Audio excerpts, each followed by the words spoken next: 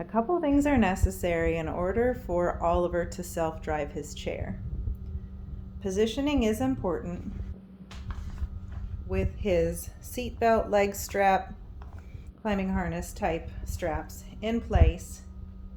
And while many PTs will say that his feet have to be on his foot plate as they are now, you'll find he often prefers to hook them behind the foot plate. His arms dangle frequently. They're not a concern with the wheels.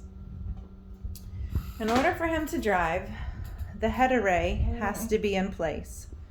This part takes him forward, right, and left. Sometimes when feeding him, you'll release it outwards to get it out of the way for drinking.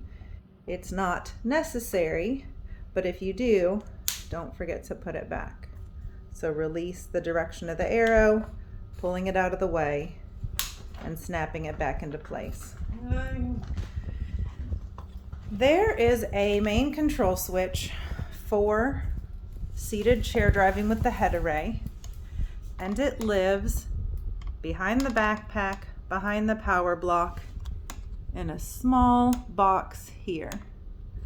When the red button is pushed in a darker light, you'll be able to see that there's a red light shining on your finger. If you go down further, oh, I think the chair's off so you can't see it at all. Okay, you'll see a red light and my finger is touching the red button. That has to be engaged, and when it is and the chair's on with, electricity, you'll see the light shining on your finger. Then the chair has to be turned on. That can be done with the standing driver controlled or with Oliver's left switch. The left switch has been zip tied on because we can't get it to stay. If you have to remove the talker arm, you have to remove this, or else you'll damage the cord attached to the switch. There are scissors and additional zip ties in the backpack for removing that.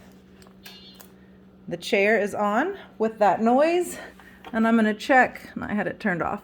So here you can see the light on my finger. So now his chair driving ability is engaged. So the chair is on, his head array is in position. I'm going to confirm that it's on seated driver. It is not.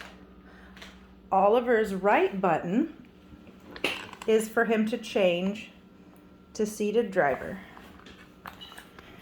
You can see that it is on seated driver going forward, indoor profile, speed 2. There are plus and minus buttons. Oops, I hit that. Plus and minus buttons right here, kind of underneath the button, his button, to go to 3, 4, 5. Ideally, in newer situations, he drives on 1, but the problem with indoor 1 is that his left and right turns are too slow and he often can't make them. Changing it to speed 2 will allow him to make easier left and right turns. If I change the program from indoor to normal, normal means outdoor. This means that the left and right turns are fast and the speed is faster compared to the indoor profile, which it should probably stay on most of the time. When Oliver pushes his right button a second time, it goes into reverse. If Oliver were to press it a couple times, oh, look at that. Oh, that's bad. I'm going to turn off your chair. I didn't know it did that. I'm going to turn off his chair. I would have instructed him to do it. And turn it back on for a reset. Didn't work. Well, we know that means that mode was hit somehow. Oliver Sebastian. So I have to hit mode here, apparently. I can't hit it back there. So sometimes he gets it so that it's in settings, is what I was trying to show. And when it's in settings, there's not much harm he can do. But I do suggest he turned it off and back on again. And if he pushes and holds this button long enough, it will turn off the chair.